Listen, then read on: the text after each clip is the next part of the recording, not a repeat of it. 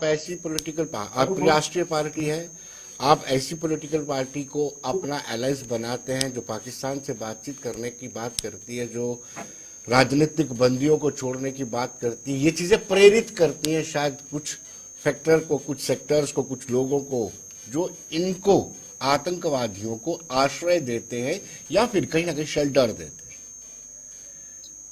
विनोद जी, आभार। मैं आपके सवाल पर आऊंगा। पहले जरा मैं थोड़ा सा आपको बैकग्राउंड बता दूं। पठानिया साहब की आवाज ना साफ नहीं आ रही थी, क्योंकि वही वाहिद एक व्यक्ति है जो बड़ा बेहतर पकड़ रखते हैं फ्रीक्वेंसी की, पर मैं सुन नहीं पाया उनको सही तरीके से। जी देखिए, अभी बात हो रही थी कि जम्मू कश्मीर में आतंकवाद में कमी आई।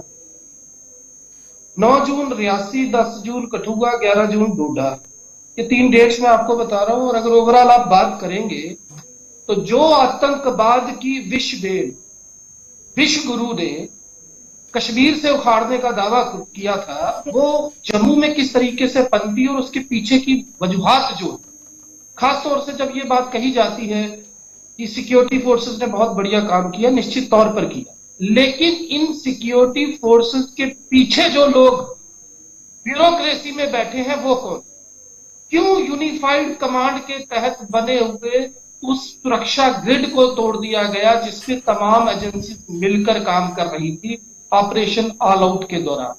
क्यों एकाएक लिथियम मिलने के बाद रियासी में जो आतंकवाद का रुख था वो जम्मू खित्ते की ओर मुड़ गया? और क्यों पीर पंजाल से लेकर वादिये चिनाब तक?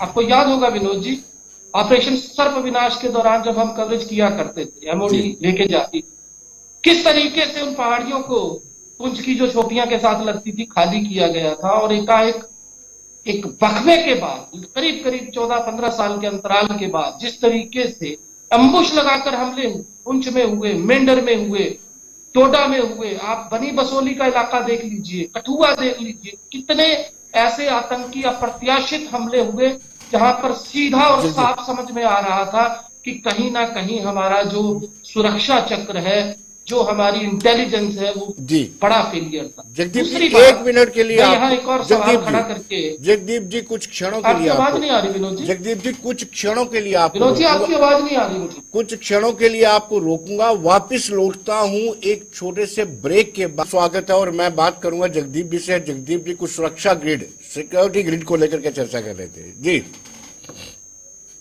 एक बड़ी अहम तरीन बात फिर